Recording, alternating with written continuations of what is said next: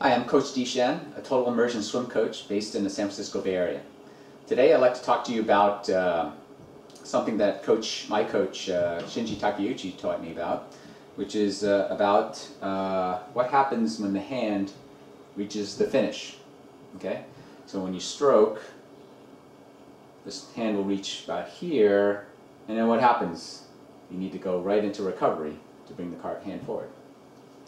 So let's talk about that for a second. So when we stroke, I like to talk about the orientation of the hand facing, palm facing backward the whole way.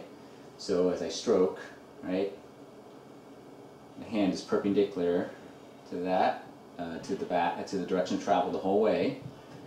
Then at the end, you need to figure out, well, how do I get that hand back forward, ready to go again into spear and so forth.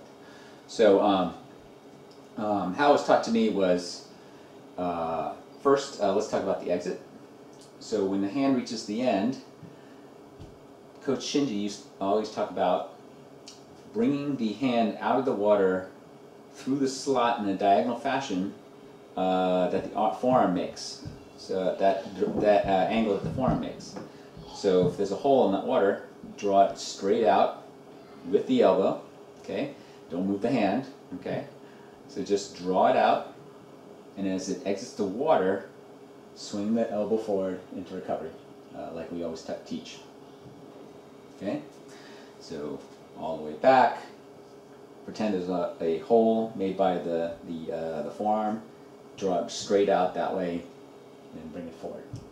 Okay. So some other details at the end. One thing that another coach had showed me a long time ago was trying to really swipe the water at the back. Kind of tried it, forearms got blew out, didn't really like it. I also found out that every time you try to swipe that way, you tend to just swipe up instead and try to throw that water out of the surface of the pool. I don't like doing that, especially since anything going up can tend to drive your hips down in the water at that moment. Instead, what Coach Shinji taught me was get that hand going back, pretend you are bouncing off the water at the end, bounce off of it, and that can actually launch your hand out of the water through the exit into recovery. So, boom, like that. Boom. Right? And so that extra snap at the end also gives you a little bit more oomph. Yeah, it takes a lot more energy.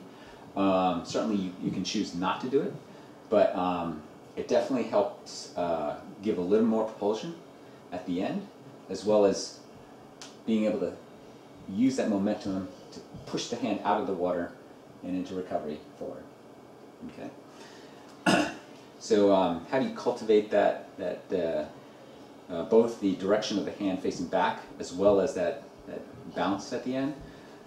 He had me stand in the water like this and pretend to bounce a basketball in the water. Right? So it's the same kind of feeling, right? Boom, boom, boom, and then I went to swim and tried to get that same feeling at the end. Let's see, what else? This way, draw it out. Remember to go elbow lead, like this, forward. Okay, boom, out of the water. Boom, out of the water. That's pretty much it. So give that a shot, see if that helps with your swimming. Post questions in the comments. Thanks.